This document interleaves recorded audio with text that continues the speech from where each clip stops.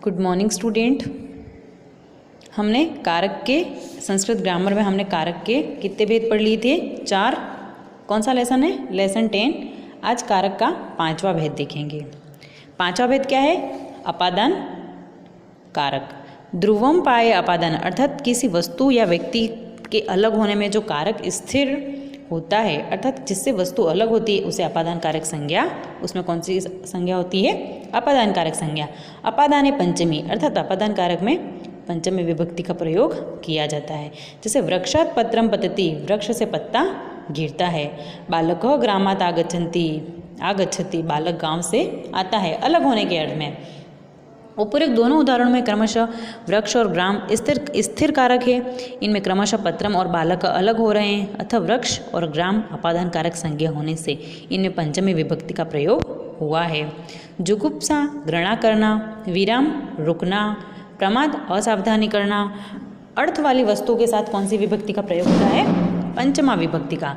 जैसे रामः पापात् जुगुप्सते, राम पाप से क्या करता है? घृणा करता है। कृष्णः पापात् विरमति, कृष्ण पाप से रुकता है। नास्तिक धर्मात् प्रमादयति, नास्तिक धर्म से क्या करता है? प्रमाद करता है।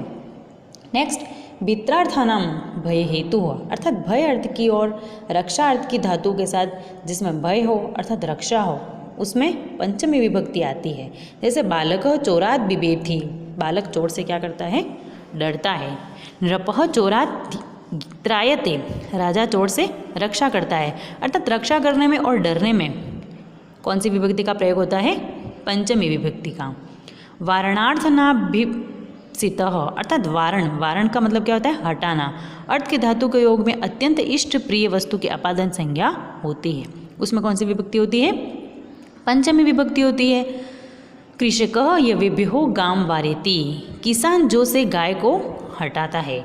यहाँ इष्ट वस्तु यव जो है, अतः इष्ट कारक यव जो की अपादान कारक संज्ञा होने से उसमें पंचमी विभक्ति होती है।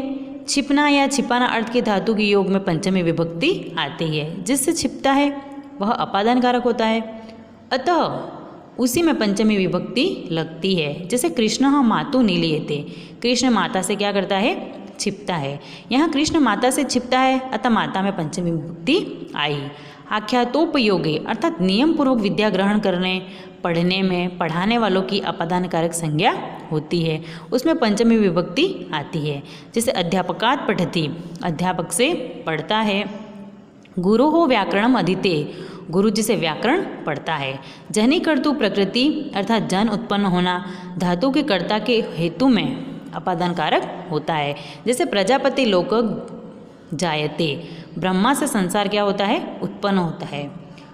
मुखाद अग्नि अजायते, मुख से अग्नि उत्पन्न हुई। उपरोक्त दोनों वाक्यों में जन धातु के कर्ता क्रमशः लोकः और अग्नि हैं। इनके हेतु क्रमशः प्रजापति में मुख और अतः ये अपादान कारक हुए, जिसमें इनमें पंचमी विभक्ति आई।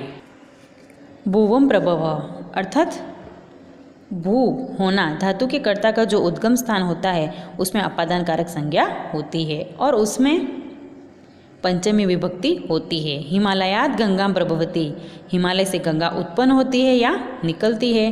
वृक्षात् पत्राणि प्रभवन्ति, वृक्ष से पत्ते उत्पन्न होते हैं या निकलते हैं। नेक्स्ट, प्रश्नाख्यान योश्च वार्तिक, अर्थात प्रश्न और उत्तरवाच्य शब्दों में पंचमी विभक्ति आती है। कैसे? जैसे कुतः भवान, आप कहाँ जा रहे हो? जयपुरात्, ठीक है, जयपुर से। पंचमी विभक्ति है, अर्थात तरप तर और ईयसुन ईयस प्रत्यय से अंत होने वाले शब्द से जिसमें किसी वस्तु की तुलना हो, ठीक है, दो व्यक्तियों की तुलना होती है, वहाँ पर भी पंचमी विभक्ति होती है। जैसे रामः कृष्णात् पटुतरः, राम कृष्ण से अधिक चतुर है।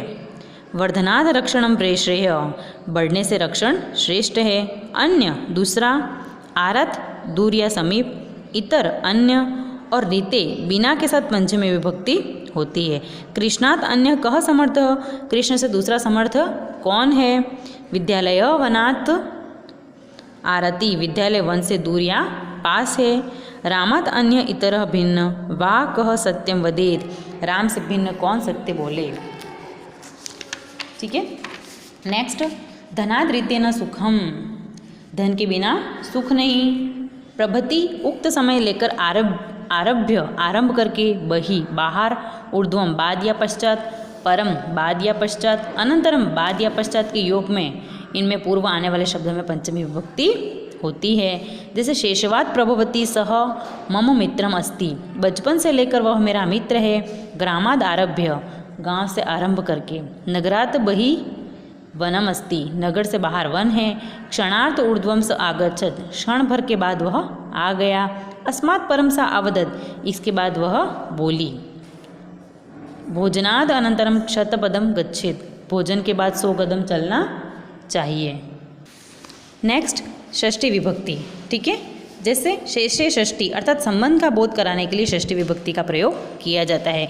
जैसे राज्ञः पुरुष, राजा का पुरुष। गंगायाम जलम, गंगा का जल। शिशो जननी, बालक की माता। मृत्तिकायाः घटः, मिट्टी का घड़ा।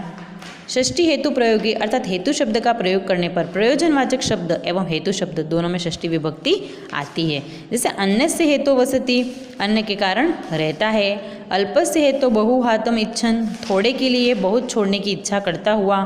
षष्ठस्य अर्थ प्रत्ययेन अर्थात दिशावाची असत, अतस प्रत्यय अर्थात उसके अर्थ वाले प्रत्यय लगाकर बने शब्दों तथा इसी प्रकार के अर्थ के पूर्व सामने, पुरस्तात् सामने, पश्चात पीछे, ऊपरी उपरिष्टात् ऊपर की ओर, अधः नीचे, अधस्तात् नीचे की ओर आदि शब्दों के योग में षष्ठी विभक्ति होती है। जैसे ग्रामस्य दक्षिणतः देवालयो अस्ति, गांव के दक्षिण की ओर मंदिर है। ग्रामस्य पुरः पुरस्तात् या उद्यानमस्ति, गांव के सामने क्या है, बाग है। विद्यालयस्य पश्चात् वनमस्ति, विद्यालय के पीछे क्या है, वन है। रक्षस्य ऊपरी उपरिष्टात् या वा ध्वजा, रक्ष के ऊपर की ओर ध्वजा है। अधिघर्त ये यशाम कर्माणि अर्थात अधि प्लस इक, अधिपूर्वक इक धातु तथा स्मरणार्थक अन्य धातु में कर्म में षष्ठी विभक्ति होती है। जैसे बालकः मातु स्मरति, बालक माता को स्मरण करता है। यहाँ स्मरण होने का कारण कर्म के स्थान पर षष्ठी विभक्ति हुई है। समक्षम सामने, अंतः अंदर, मध्य बीच में, अंतरे अंतर शब्दों के साथ षष्ठी विभक्ति प्रयुक्त होती है। जैसे सह मम समक्षम आगच्छत, वह मेरे सामने आया। रामः छात्राणाम मध्ये अवदत, राम छात्रों के बीच में बोला। सह गृहस्य अन्ते अंतरे वा अस्ति, वह घर के अंदर है। कृत्य का मतलब लिए शब्दों के योग में षष्ठी विभक्ति आती है। जैसे सह भोजनस्य कृते अत्र आगच्छत, वह भोजन के लिए यहाँ आया। त्वं पठनस्य कृते कुत्र गच्छसि, तुम पढ़ने के लिए कहाँ जाते हो।